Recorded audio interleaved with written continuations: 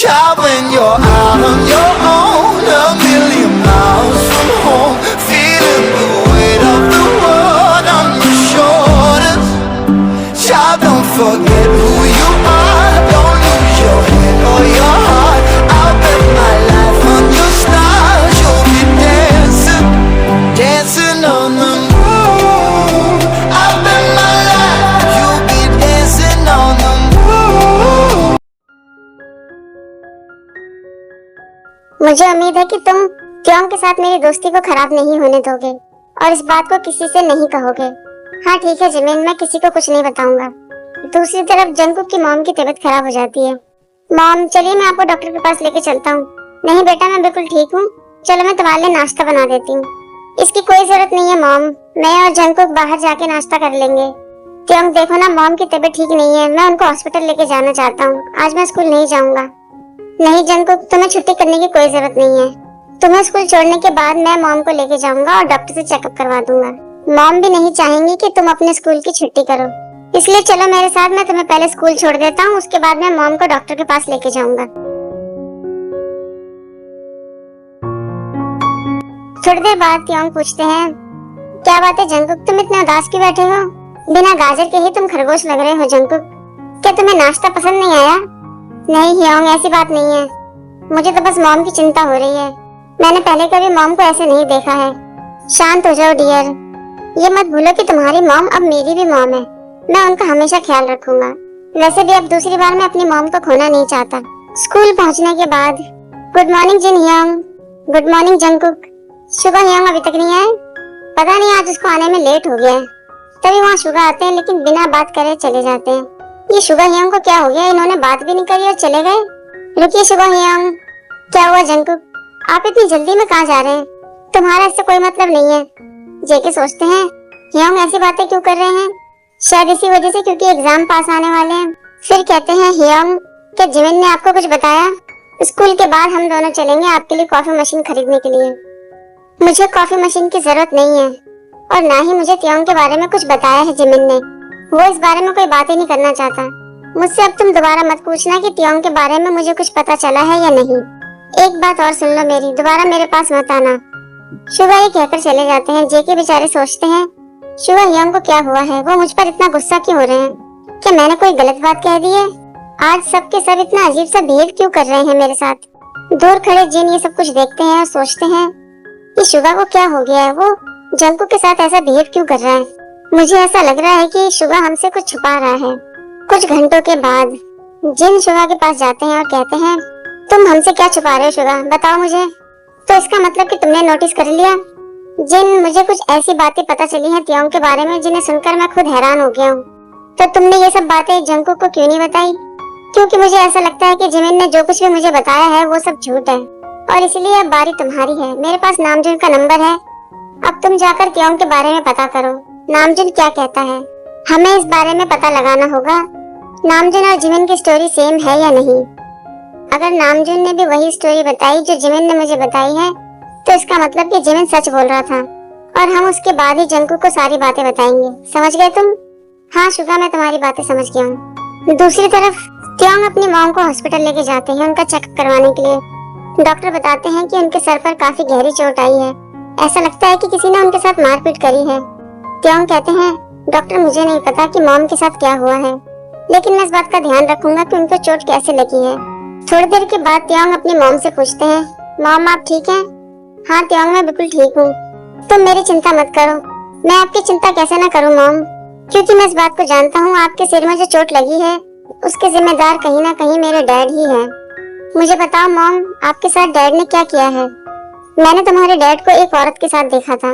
जब मैं उनसे बार बार उस औरत के बारे में पूछ रही थी तो उनको इतना गुस्सा आया कि उन्होंने मेरा सर पकड़ के दीवार में 2-3 बारी मारा, जिस वजह से मेरे सर में इतनी चोट लग गई। उसके बाद उन्होंने मेरा गला भी दबाने की कोशिश करी, लेकिन वहाँ पर तुम आ गए और तुमने मुझे बचा लिया। आपको तो इन्हें तलाक दे देना चाहिए। मैं अपने डैड के इस बिहेव से बहुत तंग आ चुका हूँ। मुझे लगा था कि आपसे शादी करने के बाद मेरे डैड सुधर जाएंगे, लेकिन नहीं, वो कभी नहीं सुधर सकते। उन्हें अपनी वाइफ को परेशान करने में बहुत मजा आता है। इसलिए मैं कह रहा हूँ मॉम, आप इनकी जिंदगी से चली जाओ, ये आपकी सुरक्षा के लिए है। मैं आपको ऐसे दर्द में नहीं देख सकता। नहीं त्योंग, मैं तुम्हारे डैड को नहीं छोड़ सकती, क्योंकि मैं उनसे बहुत प्यार करती हूँ। उनको सुधारने का कोई और रास्ता नहीं है क्या? आप सारी औरतें एक जैसी होती हैं, उसी आदमी से प्यार करती हैं जो आपको हर समय चोट पहुंचाता है। मुझे भी आपकी कोई परवाह नहीं है। दूसरी तरफ ऑफिस में इतनी देर हो गई है, अभी तक तियांग ऑफिस नहीं आया। तभी वहाँ पर तियांग आते हैं, लेकिन बिना बात करे अपने कमरे में चले जाते हैं। जिमिन सोचते हैं ये तियांग इतने गुस्से में क्यों है? कहीं शुगा ने इसको सब कुछ बता तो नहीं दिया और जंगकुक इसके ऊपर गुस्सा हो गया होगा। मुझे जाकर तियांग से बात करनी होगी। तियांग सीधे अपने डैड के कमरे में जाते हैं और कहते हैं, मिस्टर किम, तुम तो बहुत ही बदतमीज हो तियांग, हर वक्त चिल्लाते ही रहते हो। बदतमीजी की बात आप ना ही करें तो ज्यादा बेहतर होगा। पहले तुमने मेरी मॉम को चोट पहुंचाई और अब तुम जंगकुक की मॉम को चोट पहुंचा रहे हो। मैं तुम्हारे इस घटिया बिहेव से बहुत तंग आ चुका हूँ। दूसरी तरफ स्कूल में जिन, तुम जल्दी से नामजुन को फोन करके तियांग के बारे में पता लगाओ, इससे पहले कि जंगकुक हमारे पास आ जाए। उसे बिना बताए हमें ये सारे काम करने होंगे। मुझे इस बात का डर है कि जिमिन ने जो कुछ भी बताया है वो सारी बातें झूठ है, इसलिए पहले तुम पता लगाओ। ठीक है शुगा, मैं समझ गया। इसके बाद जिन नामजुन को फोन लगाते हैं। नामजुन कहते हैं, ये किसका नंबर है?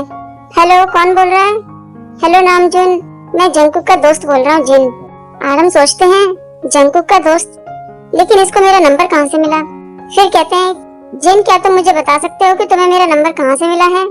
वो दरअसल नामजुन, तुम जो किताबें लिखते हो उनकी स्टोरी मुझे बहुत पसंद आती है, और जब हम तियांग और जंगकुक की मॉम की शादी में मिले थे, मैंने तियांग के फोन से तुम्हारा नंबर चुरा लिया था। मुझे उम्मीद है कि तुम मुझे माफ कर दोगे। नामजुन हंसते हुए सोचते हैं, इसकी बातें तो बड़ी मीठी हैं। नामजुन, अगर मैं तुम्हें डिनर पर इनवाइट करूं तो तुम आओगे? आरम सोचते हैं, अचानक से ये मुझे खाने पे बुला रहा है। फिर कहते हैं, अच्छा ठीक है जिन, तुम मुझे एड्रेस भेज दो, मैं आ जाऊंगा। थैंक यू नामजुन, तुम सच में बहुत ही अच्छे हो, मैं तुम्हारा इंतजार करूंगा। तुम्हारी जितनी भी तारीफ करी जाए ना जिन, वो कम है। वाकई में तुमने बहुत अच्छा नाटक किया है। वैसे क्या सच में तुम उसके साथ डिनर करने वाले हो? तुम जानते हो ना उसके लिए पैसा भी खर्च करना पड़ेगा। मुझे पता था कि तुम यही सवाल पूछोगे। अब इतनी बड़ी मछली जाल में फंसानी है तो कुछ तो करना ही होगा। हेलो हियोंग, आप दोनों यहाँ पर क्या कर रहे हैं? चलिए लंच का टाइम हो गया है। मुझे भूख नहीं है, मैं नहीं आऊंगा। आखिरकार इनको हुआ क्या है? ये मुझसे इतना बच क्यों रहे हैं? जिन हियोंग, तुम्हें तो पता ही होगा कि शुगा हियोंग को क्या हुआ है। वो मुझे ऐसे इग्नोर क्यों कर रहे हैं? कुछ नहीं जंगकुक, उसका थोड़ा मूड खराब है। लेकिन उनका मूड क्यों खराब है? वो कभी मुझसे ऐसे बिहेव नहीं करते हैं। कहीं ऐसा तो नहीं है कि तुम भी कुछ छुपा रहे हो मुझसे हियोंग? मेरे पास ऐसा कुछ भी नहीं है छुपाने के लिए जंगकुक। झूठ मत बोलो हियोंग, मैं जानता हूँ कि तुम दोनों मुझसे कुछ छुपा रहे हो। जेकी वहाँ से सीधे तियांग के ऑफिस पहुँचते हैं।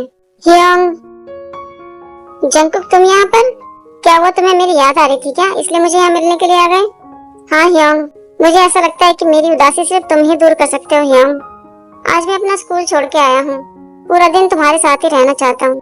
क्या सच में तुम अपना स्कूल छोड़ के मेरे साथ यहाँ पर आए हो पूरा दिन बिताने के लिए? हाँ हियोंग, मैं सच कह रहा हूँ, मैं पूरा दिन तुम्हारे साथ ही रहना चाहता हूँ हियोंग। क्या मैं यहाँ पर नहीं रुक सकता? हाँ जरूर डियर, तुम यहाँ पर रुक सकते हो। कभी कभार स्कूल की छुट्टी भी कर लेनी चाहिए। चिंता मत करो, मैं तुम्हें नहीं डांटूंगा। तुम यहाँ पर रुकोगे तो मुझे अच्छा ही लगेगा। वैसे भी इस समय मुझे तुम्हारी बहुत जरूरत है।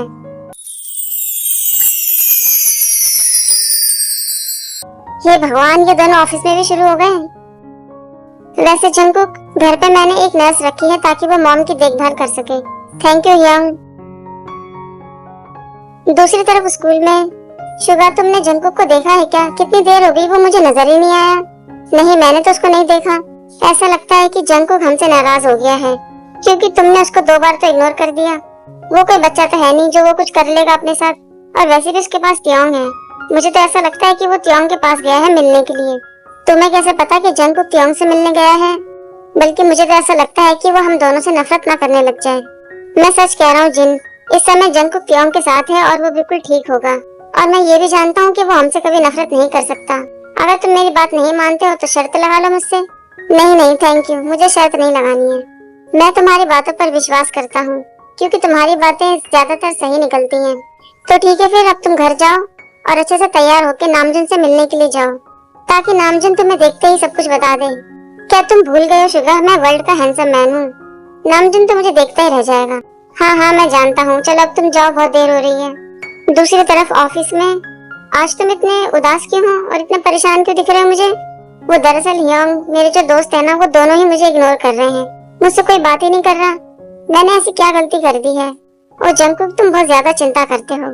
क्या पता वो दोनों मिलके तुम्हें कोई सरप्राइज देना चाहते हो। तुम इतना मत सोचो, कल तक सब कुछ ठीक हो जाएगा।